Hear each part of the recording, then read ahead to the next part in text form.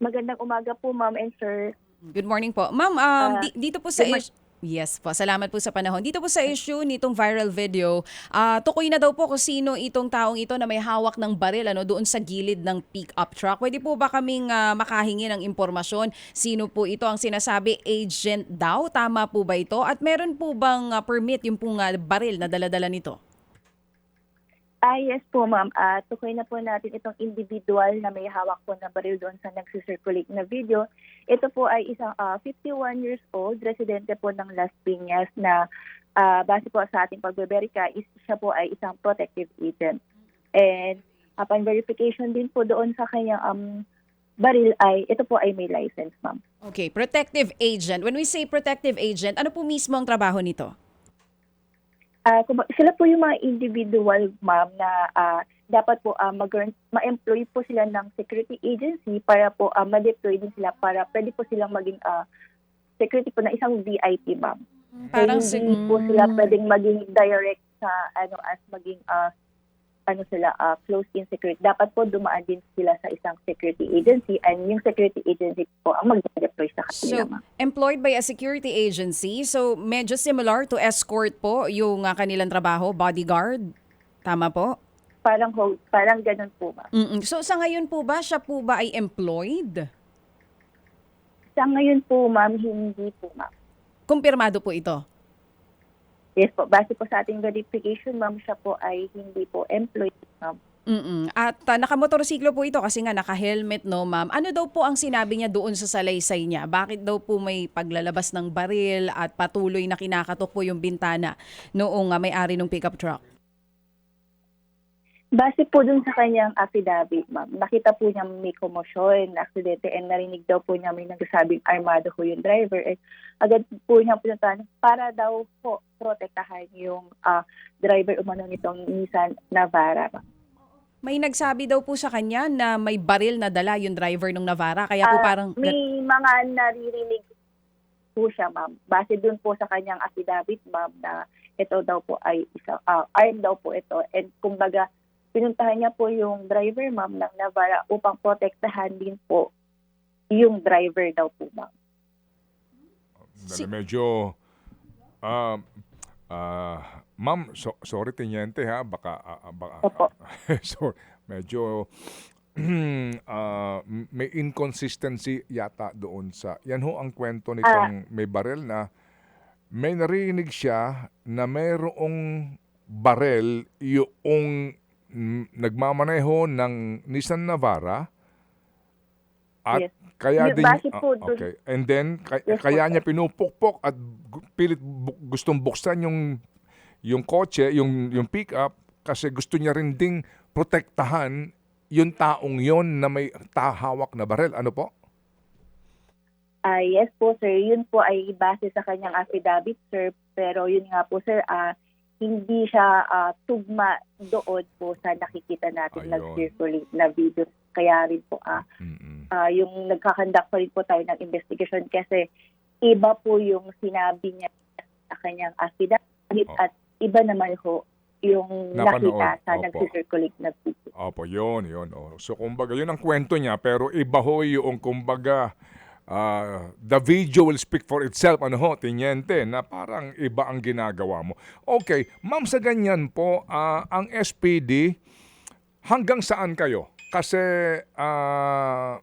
sa iba ho, no, sa pananaw, baka may mga paglabag doon sa kanyang firearms license, no? Yung ginawa niyang ganon. Kahit na siya ay isang sinasabing authorized na magdala ng barel, pero yung kanyang ginagawa ay mukhang wala po sa panuntunan. Kapag ganyan, hanggang saan lang po kayo at sino po ang magbibigay sa kanya ng karampatang penalty o pagkakaso po sa kanya, sa taong ito?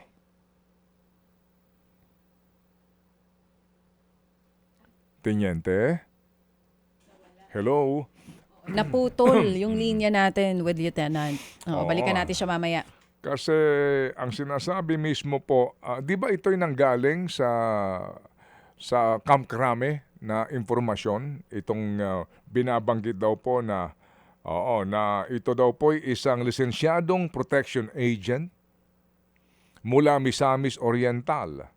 Ang sabi po ni Teniente, Siya daw po ay kumbaga lumalabas na ang kanya pong lisensya is to protect VIPs pero isang security agency. Ganun ba? Parang employed daw siya by a security agency pero ngayon wala siyang trabaho. Pero yes, similar to bodyguard and escort yung trabaho Okay, nito. sige. Opo. Ma'am, hanggang saan lang po ang SPD ho dito? Paano po ang kaukulang kaso kung meron man nitong taong pinag-uusapan natin? Hello, yes po sir. Pasensya na po na po. Opo, yes ma'am. Opo, yes ma'am. Inihahanda po sir ng Makati yung pag-file po sa kanya sa alarm scandal dahil po nagdulot po ito ng panic or takot sa public po and nagsanhi din po ito ng public disturbance. Opo. Alarm and scandal. Ano po, yung kanya pong pwedeng kaharapin. Yung kanyang lisensya po sa pag-iingat ng barel, sino po ang gagawa ng review nyon kung siya ba'y karapat-dapat pa pong pagkalooban ng license to own and possess firearms? Pati yung permit to carry. Ano po sir? Opo, Hello, sir. yung pong kanya pong license to own and possess firearm, including po yung kanyang permit to carry firearm outside of residence, who will review that kung siya ba'y karapat-dapat pa pong bigyan ng lisensya? Magre-request po tayo sir sa SEO sir para po i-review yung kanyang license sir. But if mapatunayan po siya ay may nilabag sir, is i-revoke po yung kanyang license. And yung SEO po ang magpa-process nun sir. Okay. Yun hong barrel ngayon, sino may hawak? Sino, kanya bang isinuko? Yes sir, na-turn over na rin po yung kanyang baril sir. Okay. And subject po ito for verification kung siya merong license para po o meron siyang permit to carry outside of residence. Ano po? Yes po sir.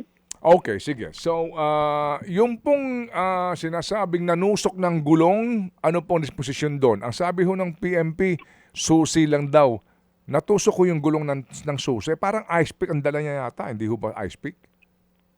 Base po dun sir sa pag-investiga rin sir, ang ginamit po na object nung nanusok po nung gulong is susi nga po, and base po sa ginawang investigation sir ng Makati, ito pong driver and yung ano po is nagkaroon din po ng settlement sir.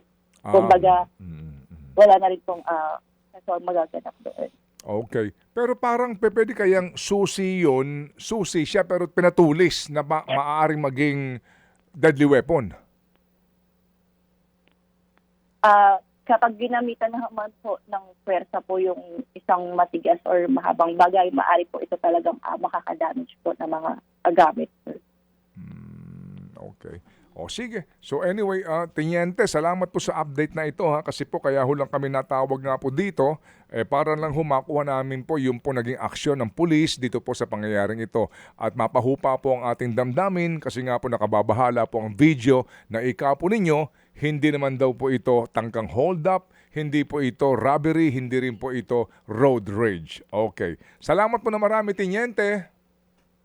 Yes po sir, salamat ng marami po sa paanyaya sir upang malinaw din po natin yung nagsisirculate na video sir. Maraming salamat po. Opo, thank you very much. Mga kapatid, para sa iba pang mga balita at impormasyon, sundan niyo po kami sa X, Instagram, Facebook at syempre sa TikTok, True Network PH. Mag-subscribe din po kayo sa aming YouTube channel, True Network. May website din po tayo, truenetwork.ph. At pwede nyo rin po kaming mapanood sa Channel 19 ng aming True FM TV. Lagi pa rin makinig sa radyo dito po sa 105.9 True FM dahil dito, laging po sa'yo, kapatid. Dito tayo sa totoo, tunay at tapat.